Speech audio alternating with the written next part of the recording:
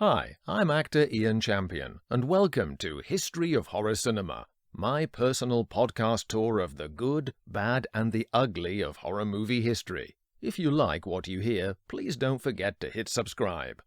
The Hills Have Eyes, Part 2, 1984. At one point in The Hills Have Eyes, Part 2, blind girl in peril Cass, Tamara Stafford, cries out, "Why?" Why indeed did Wes Craven go back to this well 7 years after the previous film and poison it with this utter dreck of a sequel? It fails on almost every level as a very obvious belated cash-in. The answer is that he needed the money. Craven hadn't worked for almost 3 years since the crushing disappointment of Swamp Thing. He'd had high hopes for it, but had been hamstrung partly by the selling off of its production company, Avco Embassy, the very week that Swamp Thing was released in 1982. Developing scripts like the long-gestating A Nightmare on Elm Street didn't pay well on their own. In the Arrow documentary Blood, Sand and Fire, The Making of The Hills Have Eyes Part 2, Peter Locke, his producer from the first Hills Have Eyes, recalled, "He was on the financial balls of his ass." Locke's friend, accountant Barry Kahn, pressurized Locke to get a sequel going, which he could co-produce. All Locke had as a beginning budget to willingly offer him was something like $125,000. He said of the project, "I was a reluctant financier." Though the final budget was something like $1 million, 3 times the cost of the original, the brief 24-day shoot and some catastrophic decisions along the way would still scupper any bid for quality. Not to mention, according to Craven, a disastrous and possibly underhand post-production decision made, which we'll get into. Filming took place at the Joshua Tree National Park, a famous monument site in southeast California, and by all accounts was a thoroughly miserable experience for cast and crew, subjecting them to heat in the day and intense cold at night. The much-loved star Michael Berryman, returning as the cannibal family's man-boy lunk Pluto, was a notable victim, due to not having sweat glands, amongst the various other medical conditions he was born with and endured with admirable fortitude. Ruby, Janice Blythe, a remarkably rehabilitated survivor from Part 1's murderous brood, drives to the desert with a tiresome group of kill-fodder 20-somethings, a motocross team who have high hopes for race victory with their own super fuel. They fall foul of Pluto, plus the Reaper, John Bloom, the 7-foot-4-inch towering older brother of the original film's Papa Jupiter, and manage to dispatch both before the end credits, by which time you've probably long since stopped caring. Along the way, there is sadly zero fun to be had enduring the awful decisions made by Craven as both director and writer. He lets in the clunkiest of expositions, such as when Ruby asks Cass, "You're not feeling psychic today, are you, like you sometimes do?"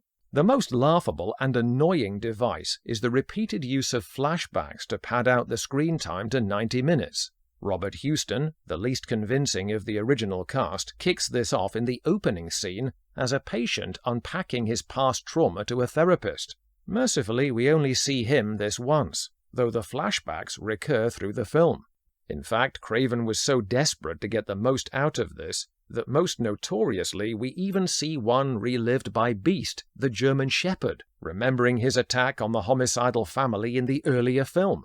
I wanted to give Craven the benefit of the doubt and excuse this awful misjudgment as possible executive interference. However, in the documentary, first assistant director John Callis remembers Craven asking him to take a camera and shoot that script portion himself to save time.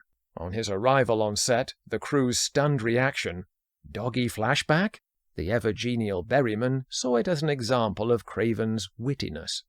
Any goodwill banked by the first movie is quickly used up. The earlier frisons of docu-realism are replaced by disbelief at the poor man's Mad Max posturings of Bloom, not to mention an obvious papier-mâché boulder falling on one of the luckless youngsters.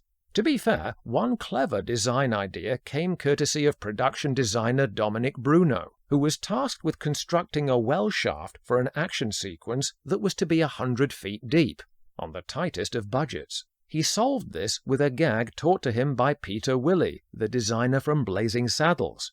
Bruno built a 20-foot drop that cheated the eye to suggest much greater depth by tapering to the bottom. and with smaller lights than the upper level. It was done in 2 days and earned great appreciation from Craven. Bruno wasn't the only talent who labored under a nickel-and-dimed operation.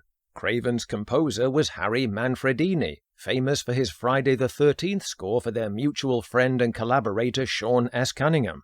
He crafted and dropped in a music score at a punishing schedule, as each scene was finished in post-production.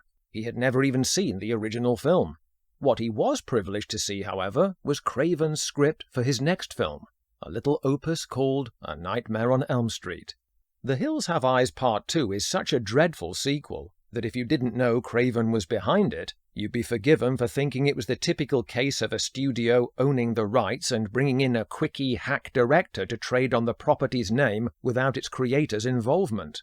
Craven insisted in a later interview with Kim Newman that this version was never meant to be shown.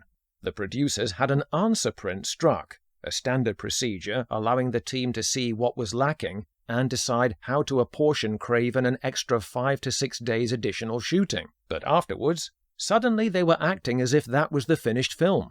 The studio released this rough cut as it was, barring Craven from correcting what he knew was a poor opening, a poor ending, and 2 main sequences needing revision.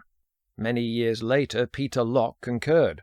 It was never finished in my mind, and so when it was thrown out there, it never had much of a chance. The sequel actually languished on the shelf for so long that only the stellar success of A Nightmare on Elm Street at the end of that year caused it to be released at all as a cynical piece of opportunism in the summer of 1985. Following his frustration, Craven kept the bills paid with Invitation to Hell, a TV movie starring Robert Urich of TV's Vegas, a crazy, slightly Faustian tale of an engineer who builds a heat-resistant spacesuit and is forced to wear it to rescue his family from a nightclub that is a front for the entrance to hell itself. Thankfully, by the end of 1984, Wes Craven would finally extricate himself from substandard distractions to relaunch his reputation as a quality craftsman of horror by introducing audiences to a gentleman by the name of Freddy Krueger. Thanks for listening. If you like what you hear, please don't forget to hit subscribe.